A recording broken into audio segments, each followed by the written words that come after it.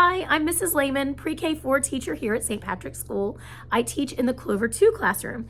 Today, I'm going to read Lily Lolek, Future Saint, written by Katie Warner and illustrated by Amy Rodriguez. This is the story of Lily Lolek. There was nothing that she wanted more than to love with her might and to burst with God's joy till the day she reached heaven's big door. She would sweep and then read and play down by the creek, pretend to be Damien helping the weak, thinking like Thomas until the sun set, honoring Mary like Saint Bernadette. She'd be like Elizabeth feeding the poor, pretend to be famous King David in war, Scholastica loving her brother to bits, and Philip with his most playful of wits.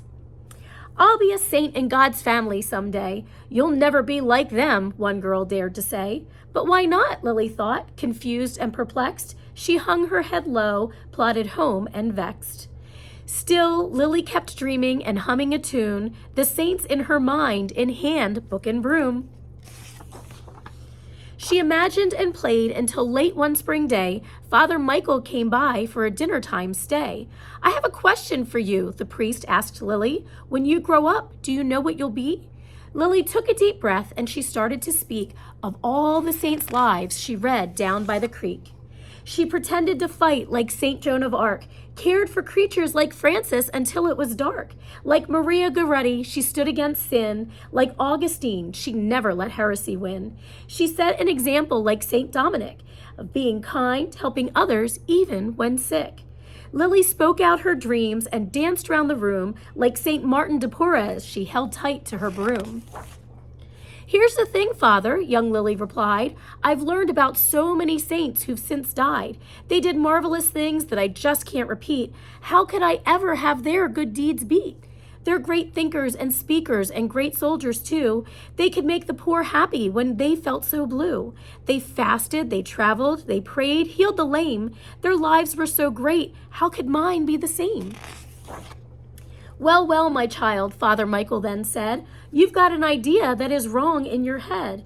God doesn't want a new Jane or Therese. He wants someone else now. He wants you instead. He gave you some gifts no one else can repeat, your own unique heart, mind, soul, hands, and feet. He wants you to use them in your special way to become the saint that he needs for today. There's no mold and no checklist, no just one right way to be a saint. You're free to become who God made you to be, and you're already on the right track. Can't you see? You're a dreamer, a joyful young child who loves, filled with wonder and smiles and big old bear hugs. Your laughter, your playing, it makes God smile. Right here, God wants you to stay for a while, to live your life like only you, Lily, can. No need to come up with a grand, foolproof plan. He'll guide you and lead you through prayer and with trust to the kind of life that makes sparkles from dust. Be you poor, rich, slow, smart, strong, or weak, scared to start, he put you here at this great moment in time to write your own story, to make your own rhyme, to dream your own dream of how best to serve him, to race the good race only you, child, can win. Miss Lily, you're loved for just who you are. The saints are examples of how to go far in loving and serving and being your best, but their stories aren't yours. You're on your own quest. The good news is freeing, so hopeful and true. Perhaps you know now just what you have to do. I have to be me, shouted little Lily, to just be the saint that God made me to be. What adventure, what challenge, what beauty and fun. I must finish dinner. There's work to be done. To love my dear Jesus more and more every day, to take less and to give a whole lot more away, to grow in virtue and stay far from sin, to learn that my life is all about him. I'll make some mistakes, perhaps quite a bit, but just like the saints, what I won't do is quit. And by using my own unique heart, soul, and mind, I'll be Saint Lily Lolek, one of a kind. So from that day to this, you'll find the sweet girl down by the creek and out in the world, with a broom in her hand and a book from her shelf, loving God with abandon, just being herself.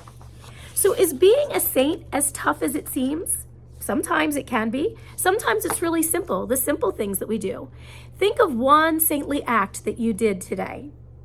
Think of a way that you could have been more saint-like today and maybe fell just a little bit short. Saints follow God and they do his will. How can you live your life doing God's will? Thank you so much for listening. Have a great night.